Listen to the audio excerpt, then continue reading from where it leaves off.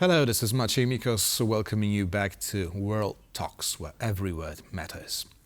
The European Union signed a bilateral security agreement with Ukraine to provide the war-torn country with political, financial, economic, humanitarian, diplomatic and military support. Kyiv is continuing its diplomatic offensive ahead of the upcoming NATO summit in Washington. And to talk about Ukraine's relations with the EU and the US, we're joined by our guest, Benjamin L. Schmitt, Senior Fellow at the University of Pennsylvania, astrophysicist, also specializes in security, Ukrainian and transatlantic affairs. That's only to name a few. Good afternoon. Good afternoon. How are you doing? Great to be here.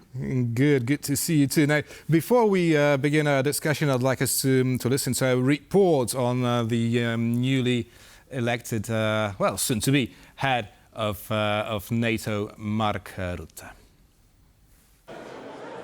Meet Mark Rutte, NATO's next Secretary-General. NATO members selected the Dutch Prime Minister to replace the outgoing Jens Stoltenberg. Rutte has been a fierce critic of Russian President Vladimir Putin and a staunch ally of Ukraine.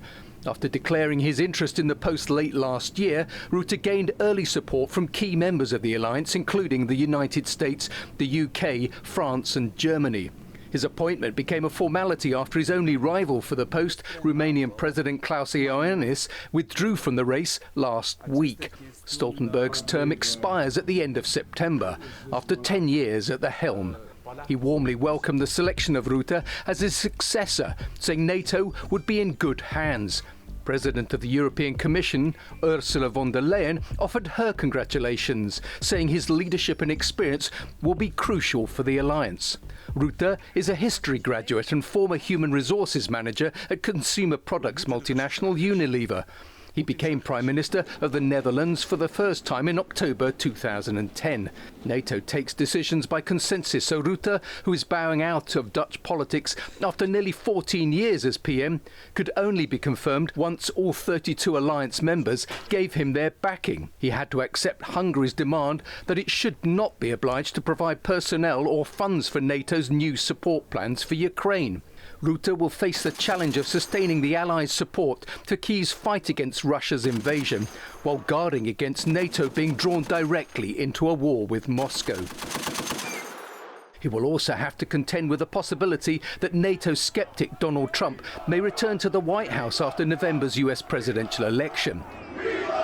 NATO leaders have been unnerved by the former president's calling into question of the US willingness to support other members of the alliance if they were attacked.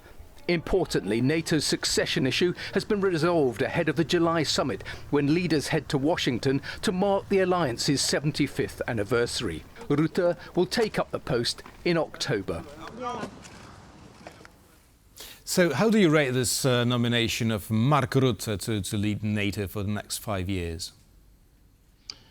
Well, I think it's a strong nomination. This is certainly one that, we've been trying to, as the NATO alliance, see who would succeed Jens Stoltenberg for some time. He's been extended a number of times, and it may have almost happened again. But we now have Mark Rutte, the former Dutch Prime Minister. I think that there were certainly some skepticism early on in when his name was floated, in part from Central and Eastern European allies in NATO. They had really hoped to get finally a head of state or other senior official from Eastern Europe to take the reins of NATO. Again, they rightfully claim, countries like Poland and Lithuania, Latvia, Estonia, that they understand the threat from Vladimir Putin better than anyone else in Europe, given their proximity and history vis-a-vis the Russian Federation. And I think that's valid. I think that Kaja Kallas would have been a great pick for this role. Of course, we've also found out in the past 48 hours that she will now, and thankfully, be nominated to take the role of High Representative and Vice President for Foreign Affairs at the European Union. So that is good, having her at the European Commission in charge of Europe's foreign affairs. But Rutte himself, he faced criticism for his support for the Nord Stream 2 Russia to Germany pipeline that, of course, has created controversy and posed a threat to Europe's energy security for many years, and has raised concerns about a return and continuation of the status quo of Western European leaders that have been not as hawkish on supporting Ukraine. But of course, he also has demonstrated in the past year or so that indeed the Netherlands is a strong supporter of Ukraine. He's a strong ally of President Zelensky, and so I think that this will be a strong pick in the end. After all the politicking is said and done, and I think that this is probably the best outcome with Rutte as NATO Secretary General and Kaja Kallas as HRVP at the European Commission. As we're talking about Kaja Kallas as well, she's strongly anti-Putin, no doubt about it. But does this mean that the European Union has abandoned any hope of resolving this conflict with Moscow by diplomatic means? Well, look, I think that the diplomatic means to end this crisis are all in Vladimir Putin's hands. He needs to exit Ukraine immediately and allow Ukraine to return its sovereignty to its 1991 borders.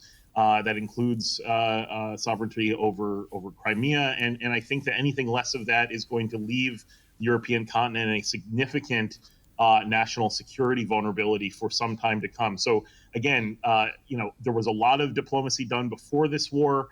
I think that all of the same concerns are still there. I don't think much has changed, especially given the level of brutality and war crimes that we've seen out of Vladimir Putin's regime against Ukraine. And of course, we've also seen more and more Russian, hybrid or gray zone operations against the EU and the West in general, including in Poland, including in Germany and elsewhere, in which Russia and Russia's military intelligence has been reportedly, recruiting, low-level thugs, effectively organized crime members from Central and Eastern Europe, and getting them to carry out small-scale sabotage operations to put pressure on Western leaders. But thankfully, so far, that has yielded no real pressure in terms of changing support for Ukraine. And I think that, again, with these changes at NATO and changes at the European Commission, I think the new leaders need to take a hard look at increasing sanctions to a level that will help Ukraine win and also ensure that long-term military support continues for Ukraine, regardless of who is elected in the United States in November. Therefore, my next question, how do you think the Kremlin will react to these nominations of Kaja Kallas and Mark Rutte? It looks like by more hybrid attacks, which you already mentioned?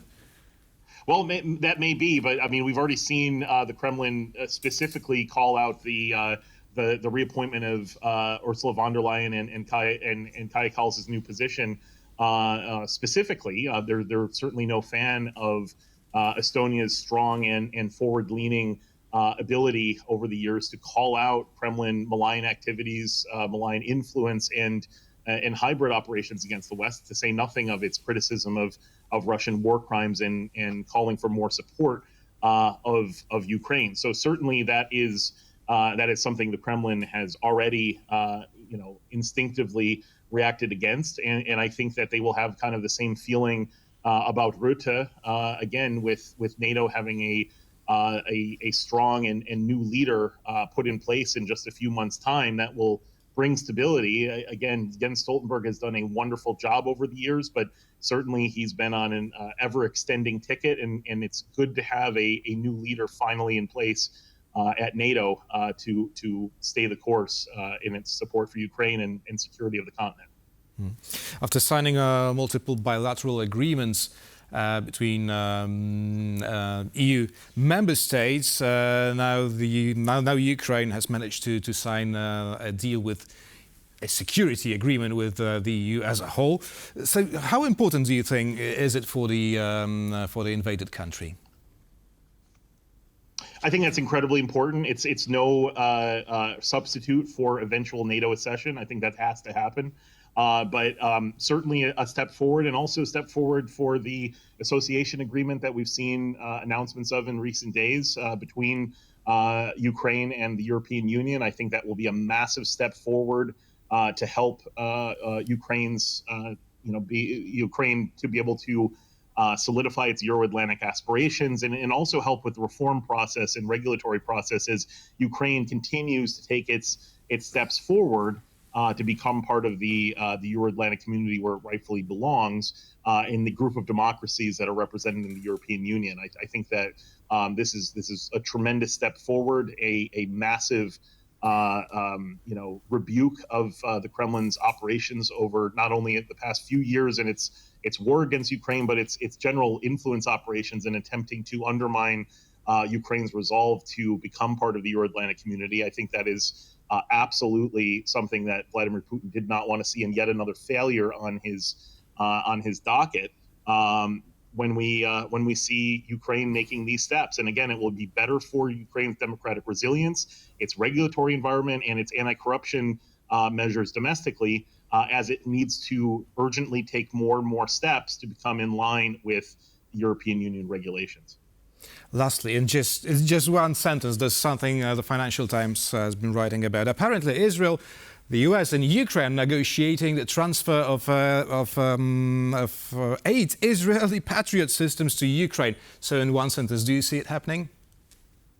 I hope it does. It should have happened long ago, and I hope Israel will continue to support Ukraine with more Iron Dome technologies as well.